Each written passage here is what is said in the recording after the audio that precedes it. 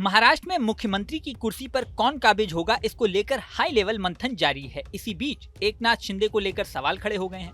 वो गुरुवार को मीटिंग के बाद सीधे सतारा अपने गांव चले गए। शुक्रवार को होने वाली मीटिंग भी पोस्टपोन करनी पड़ गई। दावा तो यहाँ तक किया जा रहा है कि शिंदे डिप्टी सीएम पद नहीं लेंगे, लेकिन अब इस बारे में शिवसेना शिंदे गुट के ही उदय सामंत ने बड़ा खुलासा किया है। सुनिए उदय सामंत ने क्या कहा।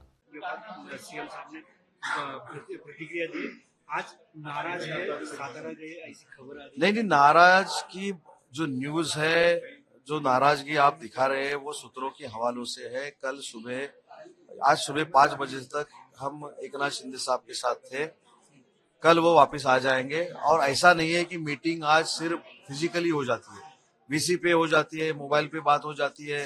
वो बात करेंगे और जल्द से जल्द उन्होंने जो कहा है वो मंत्रिमंडल स्थापन का मार्ग जो खुला हुआ है वो फाइनल हो जाएगा। आपके सहकारी संजय सिरसाट का एक बयान सामने आ रहा है। संजय सिरसाट कहते हैं कि डिप्टी सीएम पद एकनाथ शिंदे नहीं लेने वाले, कोई उनके जगह डिप्टी सीएम पद है दूसरे किसको भी देने वाले। क्या नहीं, ये संजय सिरसाट साहब ने क्या बयान दिया है मुझको मालूम नहीं है। मैं उनके साथ बात करूंगा और बाद में मेरा बयान दूंगा। संजय सिरसाट कहते हैं कि डिप्टी सीएम का पद एकनाथ शिंदे नहीं लेने। मैंने बोला ना, मैं उनके साथ बात करूंगा फोन पे। क्या एकनाथ शिंदे डिप्टी सीएम पद नहीं लेंगे?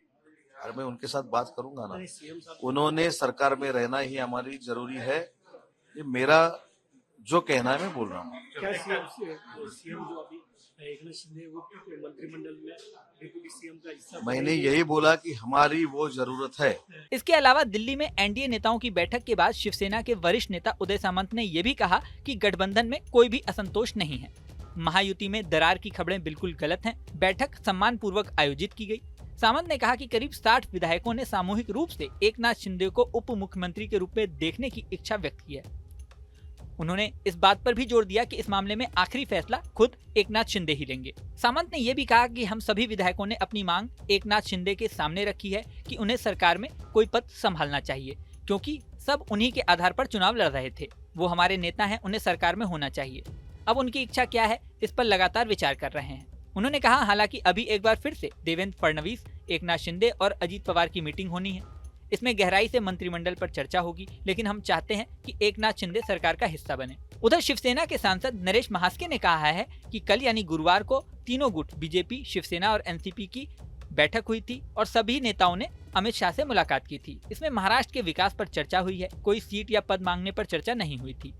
केंद्र सरकार महाराष्ट्र के साथ खड़ी हुई है।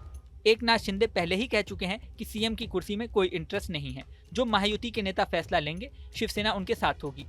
हम उद्धव गुट नहीं हैं जो सीएम पद के लिए साथ छोड़ दें।